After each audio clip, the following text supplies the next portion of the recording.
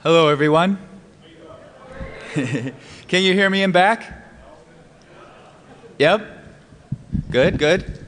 My name is Fyodor from insecure.org and the NMAP project. I'm here with NMAP's co-maintainer, David Fifield. I'd like to thank you all for coming, and of course DEFCON for having me. I've been going to DEFCON for 12 years, and it's one of my favorite conferences. Basically, I don't think there's really anywhere else in the world that you get such a concentration of smart people, passion for technology, and energy as you do at DEFCON. There's also the parties as well. So I think I'm going to start out this presentation with a couple questions for the audience that'll help us give us an idea of how much introductory material we need to cover. Could I get a show of hands for anyone here who has heard of and used the NMAP security scanner? Awesome. All right, well, we'll definitely skip NMAP for Dummies then. What about a little harder question? Who has used a newer feature on NMAP, the NMAP scripting engine? Okay, well, we've got at least a third of you, maybe a half. That's great. And for those who haven't, we're going to really show the highlights and features of the NMAP scripting engine, and maybe we'll be able to inspire you to give it a try. I want to mention that all of the oops. Cancel, cancel, cancel. Evil hackers in this room. I think we'll take wired, please. All right. So these features that we're going to show are all available in NMAP version 5.35 DC1, the DEFCON release we made earlier this month, and also in 5.35 DC18 for some of the newer ones, which is our latest Subversion repository code. So let's get started. The slides are kind of cut off on the left a bit, but I'm hoping that none of that will be so critical and we'll be able to work around it. So I'm going to start with just a little outline so you know what we're going to cover in this talk. First, we're going to give a quick introduction to the NMAP scripting engine, what it is, how to use it, why we built it. And then we're going to actually give you a demo to show you the power of the NMAP scripting engine. And we're going to do that by a large-scale scan of more than 1 million IPs of a major corporation.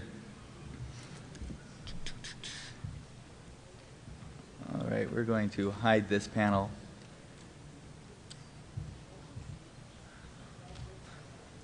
Okay, so after we show you the large-scale demo, we're going to then go into taking the next step and actually writing your own NSE scripts and how to do that. And then David has a really great demo to really demonstrate the ease of writing an NSE script by writing one from scratch right in front of you in front of 500 people. And hopefully he doesn't have any syntax errors. So then after that, we'll do the final notes, and then we'll move to the Q&A room for the questions and answers. So the NMAP scripting engine is one of NMAP's most powerful and flexible features. It allows users to write and share simple scripts that they can use to automate networking tasks, from enhanced network discovery to vulnerability detection or even exploitation. And the good news is you don't have to write all these scripts yourself. NMAP ships with a library of 131 NSE scripts, which already can handle a wide variety of tasks. I feel that NSE really completes NMAP's scanning mission. We already had host discovery, where NMAP scans the networks and tries to find the machines that are up and available. We had OS detection, where NMAP would figure out what operating system those machines are running. We had port scanning followed by version detection in order to find all the services there, what application and version numbers they're running. And then NSE is basically the glue that binds all of this knowledge together about the network. You can use it to interrogate the hosts in pretty much any way you desire. We're going to look at an example on this slide. I don't know if you can read it in the back, but we're going to go over what it says anyhow. Basically, here we're doing a scan of a machine, scanme.nmap.org. That's one I run for the purpose of people testing their NMAP, make sure it's working well. And basically, you'll find out in this talk that I'm not really shy about scanning other people's machines, and so I feel it's only fair to provide one of my own that people can use to scan me back. We're also giving the capital A option, which tells NMAP to use its advanced features, such as OS detection, version detection, and the NMAP scripting engine. And then we get these results. Now, most of it is going to be familiar to typical NMAP users, regular NMAP users. But I want to highlight the NMAP scripting engine results from this. First, we have under SSH, the SSH host key script, which just grabs the cryptographic key hash that the server uses to identify itself.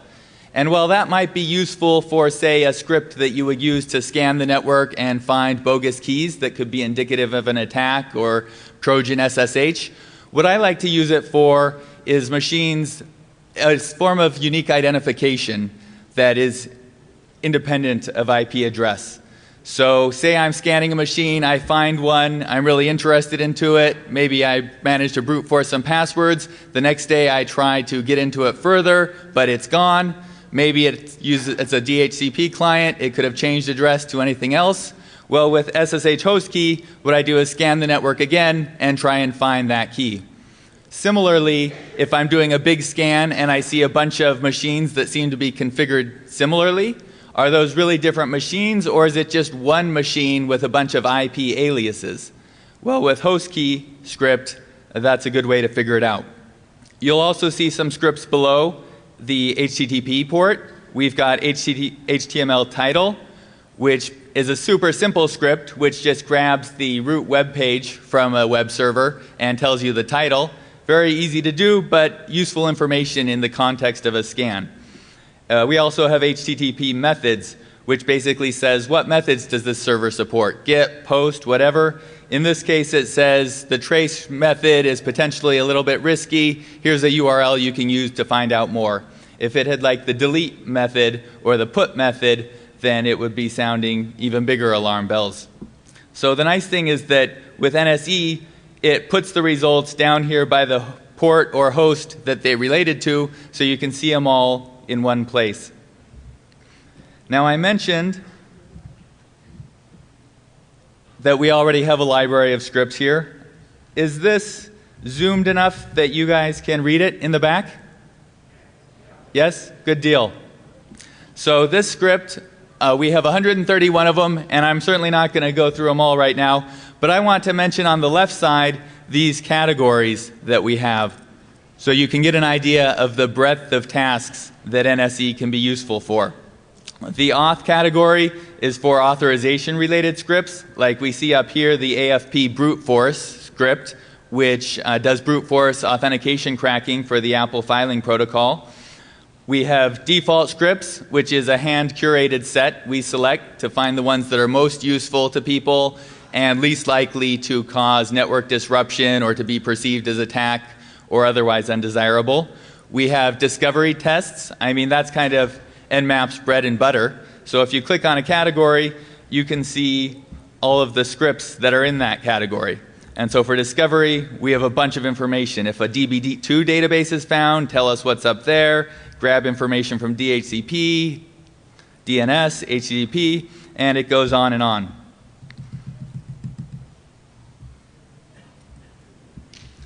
We have the DOS category for denial of service attacks. There's only one of those. I think we only have one in the exploits category for exploits now. External, that's kind of a policy-related category. Fuzzers, we have intrusive and safe categories are two important ones to know. Basically, the safe ones, we feel those are the ones you can run with little risk. They're not usually going to use a lot of network resources. They're not likely to crash servers. They're not likely to be perceived as really hostile by a network admin.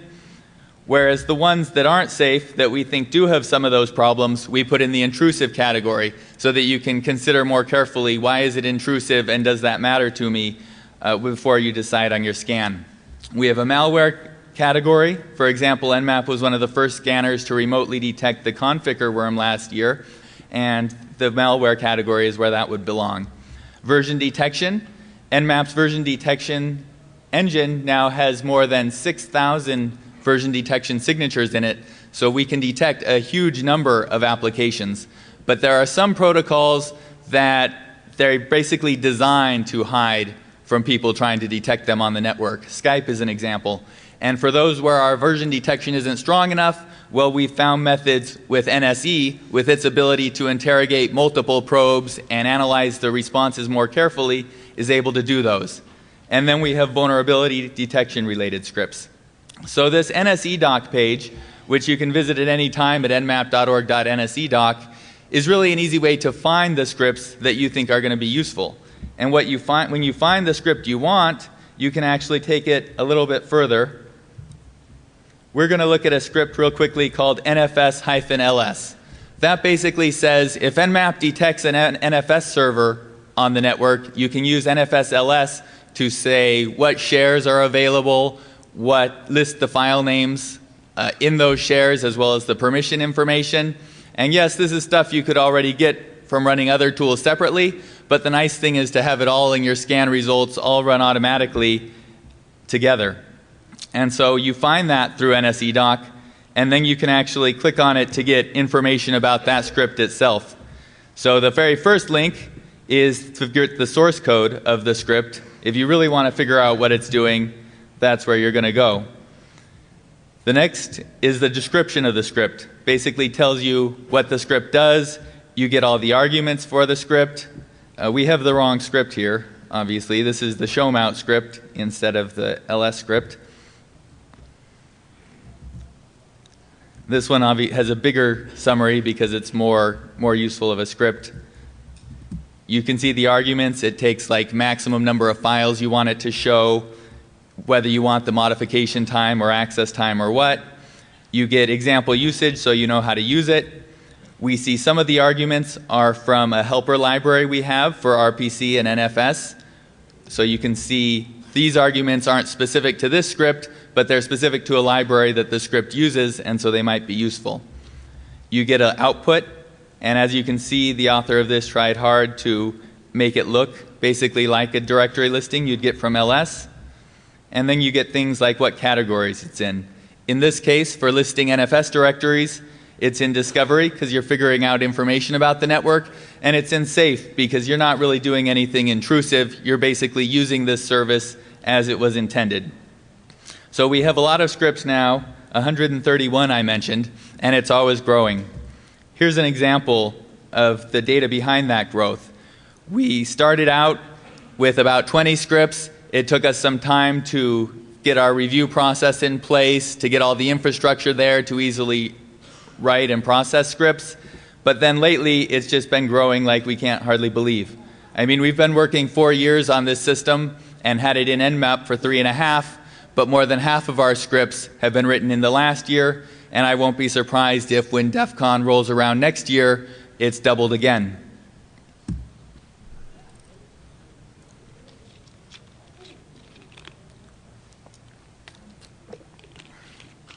So now we've basically shown you the raw basics of NSE, basically what it is, what it can do. Now let's actually show you an example of what it can do. And to do this, I want to introduce you to a set of scripts written by a fellow named Ron Bose, who spent months researching the SMB and MSRPC protocols, which is not something I would really wish on anyone, but I'm glad he did it, and these 13 scripts are a great gift to the NMAP community. Basically, there's informational scripts to just query the SMB server and say, give us the detailed OS information, including service pack and such, the server stats, the system info, the security mode. We have enumeration scripts to say, contact the server and give us a list of users or domains or groups or processes, sessions or shares. And then we have 3 more intrusive scripts. We have SMB brute, which does brute force authentication cracking against the server to try and figure out passwords. And it can work in conjunction with the SMB enum users so that you already have a user list. We have SMB check vulns, which checks for a number of remotely exploitable MSRPC bugs.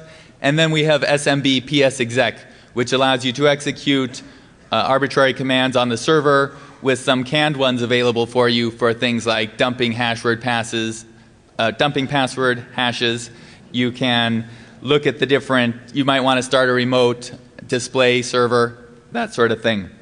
So Ron sent me all these scripts, and I'm like, these things are awesome, but I don't run very many Windows machines on my home network. And so I was thinking, how am I going to test these? What sort of company might have a lot of these to run against?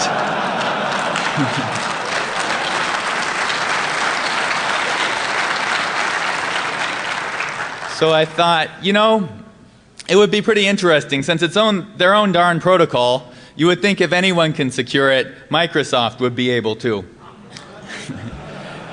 And I thought it might be interesting to see what sort of policies they take. Do they just ban it at the perimeter? Do they lock the servers down so that they don't allow the guest access and the IPC share and that sort of thing? What is it that they really do? So I designed a scan. Step one was finding the target IP addresses allocated to Microsoft. And I used typical things, you know, look up the ARIN database to find allocations. And eventually I found more than 1 million of them and decided to scan them all. I started with a broad version detection scan. So basically this scan, I didn't want it to be super intrusive and detailed for the first scan. I kind of wanted to have an idea of what was there, and then I could scan further on once I've seen the initial results. That gives me faster results and makes it less likely to raise a lot of eyebrows. So we say NMAP, do aggressive timing, scan what we've empirically found to be the 50 most likely ports to be open, do version detection, OS detection, do a minimum host group size of 128, which makes it faster because it scans more in parallel, set a host timeout of 10 minutes so that we don't waste too much time on any single host, send the output to files, and I give it the list of IP addresses. And this sort of scan, not many years ago, could have taken a month to complete. And then if you wanted it any faster, you would have to use a bunch of really detailed performance options to tune it so that it goes faster but not too fast that you get inaccurate results. Fortunately, NMAP's gotten a lot smarter in the last few years, developed a lot of more clever algorithms, and in this case we were able to scan the 1 million IP addresses in about 1 day, 26 hours, and we have 74,293 hosts up. So let's take a quick look at the results here.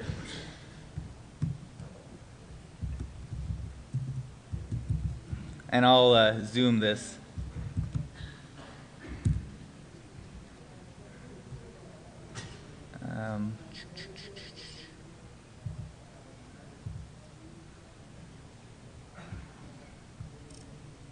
Looks like it's about all on the screen, good.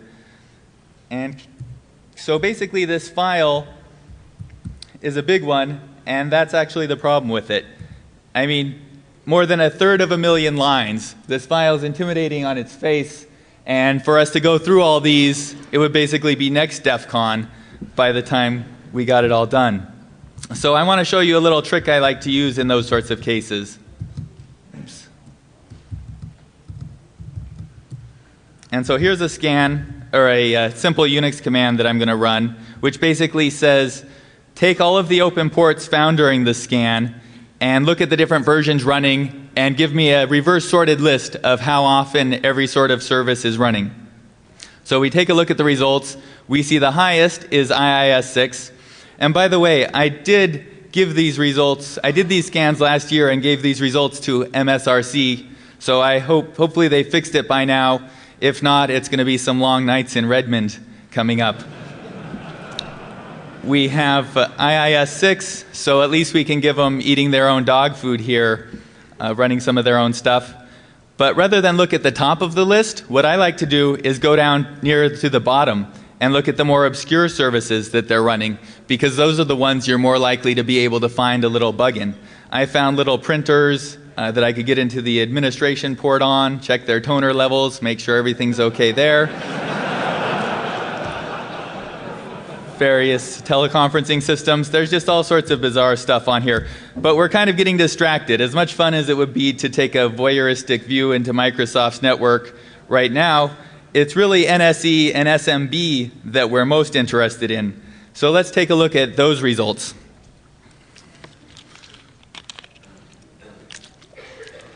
So the vast majority of Microsoft's network blocks, I'm happy to say, they basically filtered all of the MSRPC and SMB ports at their gateways. And so that's something that enterprises and businesses should really take in mind, although you should have already. I mean, if Microsoft feels that it should be blocked at the network and can't be really secured, it's probably a good idea for other businesses to do the same. But note that I said the vast majority of Microsoft's networks blocked these ports. There were actually some that didn't, and I found dozens of hosts that had port 445, the more modern of the ports, available. So from that I designed a new scan.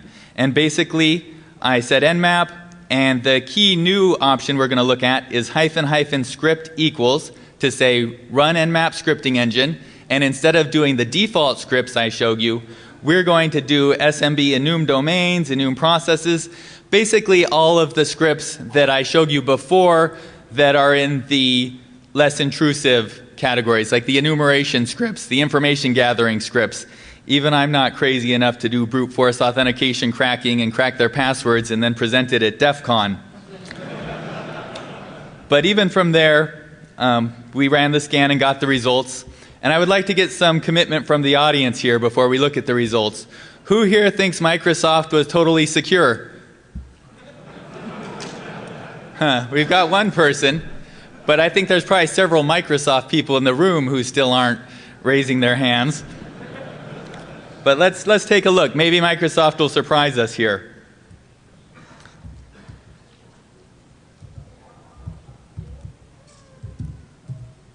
So we're going to look at the results, and we don't have time to go through all that many of them, so I'm going to go through one of my favorite machines.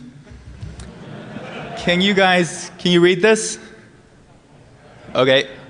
So we have 976 closed ports. So that means they've defaulted the ports to be accessible, so you can tell if they're open or closed rather than filtered. And so instead of default deny and allow what you want, they've default allow, and they've filtered a few ports like telnet and auth that they specifically wanted to prohibit. So that's the less secure way to do it, so we'll deduct 2 points for that. Next we look at NMAP's open port list. And as you can see, there are quite a few of them, more than is really easy to secure. And so for having that many ports open, I think another 2 or 3 point deduction is warranted. But the part we're really interested in is the host script results. This is where our NSE action comes in. First we have their shares to enumerate. They have some sort of admin share, a C drive, a D drive. Now these ones are restricted shares, so you need a password, which you could get thanks to maybe our SMB brute script. But one can argue that it's not best practice to share your hard drive over the internet, even with a password. And so we're going to give them some points off for that, maybe 4 or 5. Now we're going to continue on, and we get to the SMB enum user script, which is one I talked about. And here we get the list of usernames on their domain controller. And we have, some of them are actually pretty interesting. Here's the administrator user. This guy I like. I took off some of the last names to give him a modicum of privacy, but Richard, his username is the boss man, which I thought was pretty cool. Let's see what else. There are a few other ones that are worth pointing out here.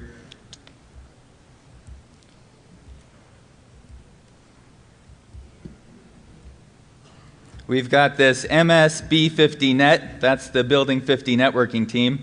A nice thing about this script is that in the verbose mode -v, it shows you all this extra information rather than just the list of usernames. There's a user not a guest exclamation point.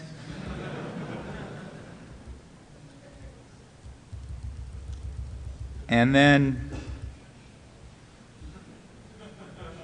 yeah, there's this support user, Microsoft Corporation, Redwood, Washington, but my favorite is the T-shirt ho.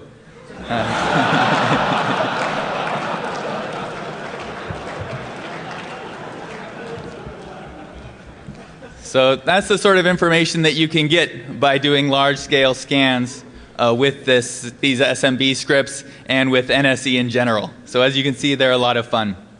I'd like to mention again that these scripts were actually written by a fellow named Ron Bose, and all I really did was take them and point them at Microsoft and pull the trigger. So Ron really deserves most of the credit, and I think if he was able to get in the room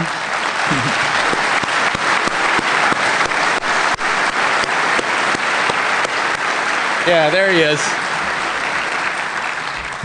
Yes, thank you, Ron. These scripts are awesome. We also have a fellow named Drazen Popovic who's been working on us this summer to improve our SMB stuff even further. So now we've gone on how to use SMB scripts, basically what they do. But the next question is, what about writing NSE scripts? If you think about it, using them is probably as much as your average casual NMAP user is likely to do. But really, any script kiddie could do that. What do you do if you want a networking task which we don't already have a canned script for?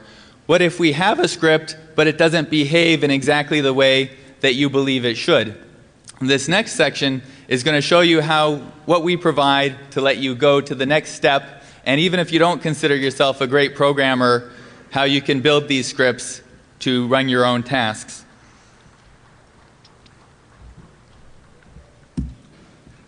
And we're going to start basically with these scripts. The language that they use is called Lua. It's a great little language. It's easy to learn. If you know other languages like Python or Perl or compiled languages like C, you can probably figure it out. It's tiny to embed because we didn't want to bloat your NMAP. The Lua book says the complete distribution, source code, manual, plus binaries for some platforms fits comfortably on a floppy disk. So for those of you young people in the audience, a floppy disk, it's a small storage technology. Now, Lua is also widely used, known, and debugged, so we weren't taking something brand new that they might stop developing the next day. It's been in use since 1993. Its best known use is in the game industry, with games like World of Warcraft or Crysis. But what we've been seeing more and more is that security tools have been picking it up. We're talking in this talk about how NMAP uses it for NSE. Wireshark can use it now for protocol dissectors. And the Snort 3.0 beta has its own Lua interpreter to extend Snort as well.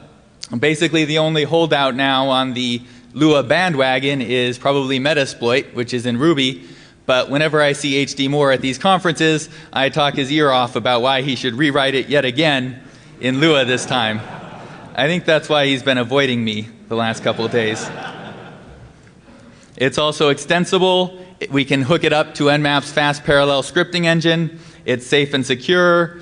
No buffer overflows, format strings. I mean, Wireshark showed us the problem with doing their dissectors in C. They got a lot of contributions, but not all of them were secure, and it seemed like every week you got a new vulnerability in a dissector that someone contributed. It's portable, works on all the systems NMAP does, and it's interpreted so you don't have to keep recompiling.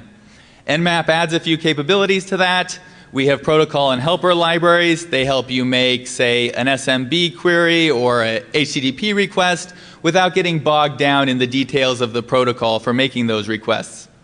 We have protocol brute forcers, like we looked at SMB brute, so that it can find the passwords for you in those times when you really need them. We have SSL, and we have the dependency system. We talked about how SMB enum users can then take that username list, and SMB brute knows to have users run fast, take those results, and crack them. So that's a really quick overview of what we've added. Let's look at an actual example script. So I think the script that I'm going to show you this time is called rpcinfo.nse, and it basically does exactly what you would expect. NMAP users and pen testers in general who've been around a long time, you kind of get used to seeing port 111 RPC bind open. So you just run rpcinfo-e hostname to see what's there and what RPC services are listening and what ports. Well, it would be nice if NMAP could do that for you whenever it detects the port open, and it could put the results right there in your NMAP results so you don't have to keep it all separate. And the nice thing is, thanks to these protocol helper libraries and the like, writing such a script took us,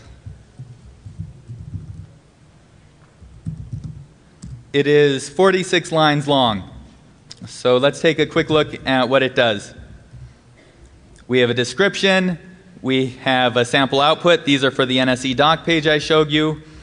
We have a port rule, tells you when it should run, because it would be terribly inefficient if RPC info.nse was running against every port. This says only run if it's port 111 or if version detection detects it as RPC bind, and for either TCP or UDP protocols. If that matches, it runs this action. The key line in this whole script is this one that says rpc.helper.rpcinfo. It grabs that information. If it failed, it gives you an error message. It sorts it into a pretty table, sorts the results, and prints it out to NMAP's output. And I'm sorry, that was a real quick overview, but as you can see, you can do a script that actually does really useful things. Half of it is just documentation, and the other half is pretty simple. So I could go on with all 131 of these scripts and show you them one by one, but like I said before, it seemed like it would be much more fun to have a live demonstration to show just how easy it is. And so David is going to write one right in front of us that actually does useful things and execute it and hope that it works. Thank you, David. Thank you. All right, so to demonstrate how easy it is to write NSE scripts, I set up a little example here, and we're going to work our way through it. Anyone in this audience a programmer? If you're a programmer, you can write NSE scripts.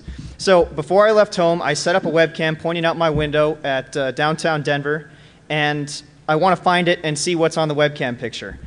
The problem is I'm on a dynamic IP address, so I don't know exactly where it is, but we're going to write a script to find it. Before I left, I found out some attributes of this webcam that can help us fingerprint it. It uses THTTP to serve, and it serves up a file called cam.jpg. So we're going to write a script that looks for those two things and finds my webcam. So we're going to start. Let's call this HTTP webcam.nse. Sorry? Oh. Let's redo this. All right, so the customary extension is NSE. Every script needs a description. Ooh, syntax highlighting, sexy. So this script is going to be in the safe category because we're not doing anything weird. Also, I would put this in discovery.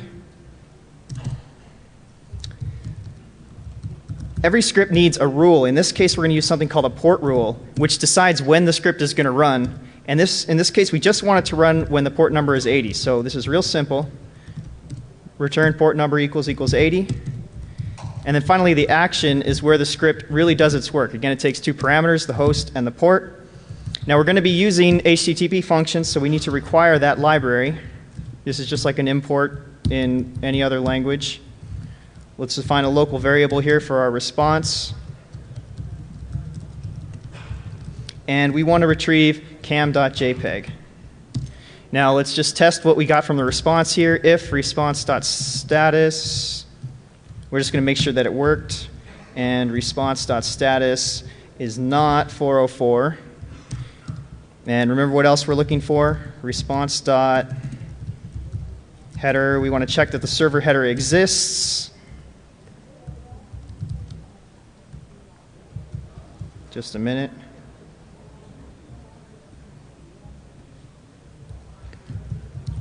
And string.match is a standard Lua function.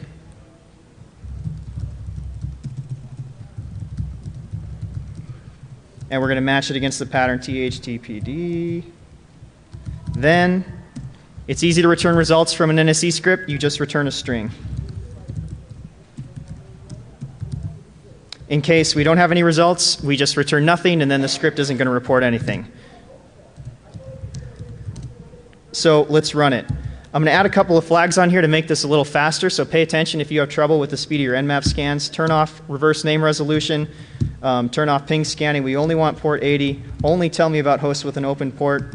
We want to run HTTP webcam. The address range I'm going to scan. So, the address range I'm going to scan is this one. Oh, do you have to zoom in? Oh, maybe press Control-C a bunch of times. I gotcha. Okay, thanks. And we're going to scan these addresses. Let's write the results to a file in case it scrolls off the screen. And when you're testing your scripts for the first time, you always want to add the debug flag in case you're a programmer who makes mistakes. It will tell you where, it'll give you a backtrace to your syntax errors. Yeah, right. Oh, no.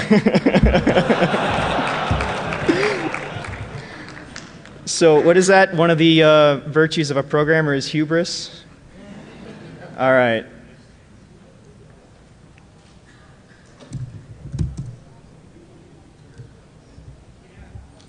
There we go. Ah, that's the problem. We need to update the voice recognition. Okay, so NMAP is fast. Let's look at the log. There we go. This is the address of the webcam, 66.7 on 171.5. And that's how easy it is to write an NSE script. Let's take a look at it.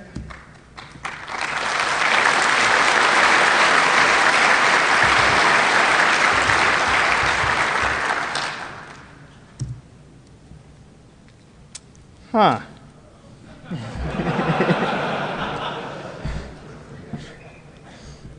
Okay, so let's not let this scare us. This is just an opportunity for us NMAP developers to do what we do best, which is scan. I want to show you a script that I've been working on. All right, you follow me?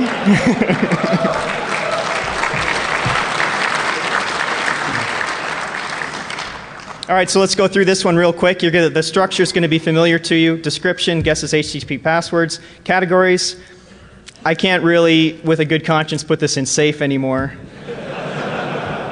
Put it in auth category. We need the HTTP library again. This is another password. This is our username password database library, which all our brute scripts use. And I'll talk to you a little bit more about that in a second. Port rule is exactly the same. And the action is pretty simple, just a few technical details here. We have a username iterator, a password iterator. We have a nested loop here. We're getting cam.jpg. The only difference here is we're passing it a username and password. And if we get a result that is not 401 authentication required, we're going to return username : password. So let's run that scan. It's going to be very similar. Just take off a few of this stuff, some of this stuff we don't need.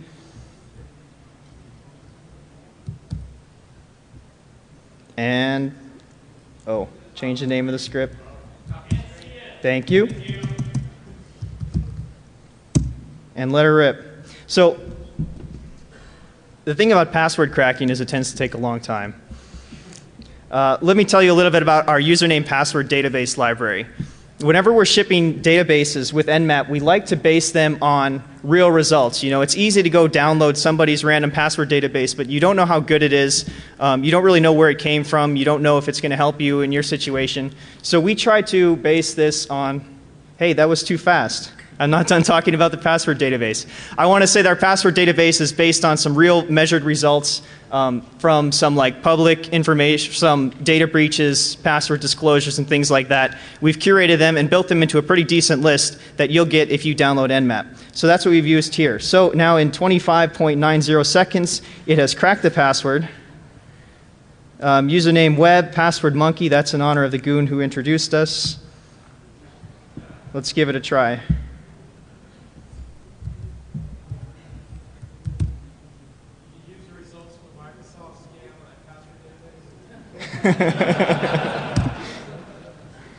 And there we go.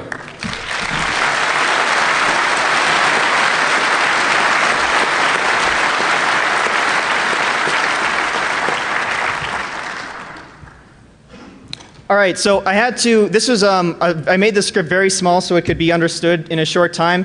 Before I add this script to NMAP, there are a few changes I'm going to make. The port rule has to be more generic. You know, it's lame to just match port 80.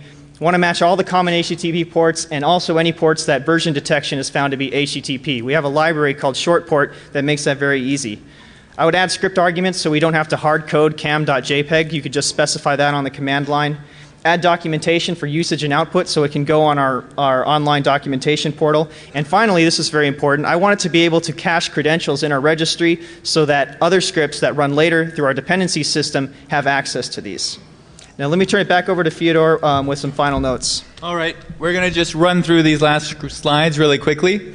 First of all, we have a lot of stuff coming in NSE. We have scripts in the queue. We have an idea for scripts that can run before and actually accumulate targets. So you could do like a zone transfer or a broadcast ping or the like and hand those targets straight to NMAP.